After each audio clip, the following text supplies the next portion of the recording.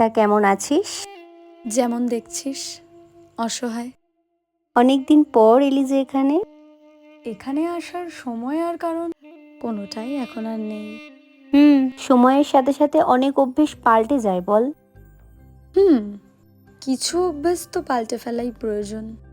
এত কিছুর মাঝেও কিন্তু একটা অভ্যেস এখনো ছাড়তে পারলি না।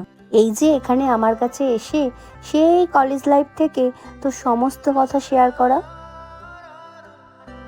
হ্যাঁ, এই অভ্যেসটা পাল্টাতে পারিনি বলেই তো এখনো এখানে আসি, একা। শুধু একটা মানুষের কথা ভেবে এটা না করলেও তো পারতি, বাকিরা তো একা হয়ে গেল। बहती हवा सा था वो,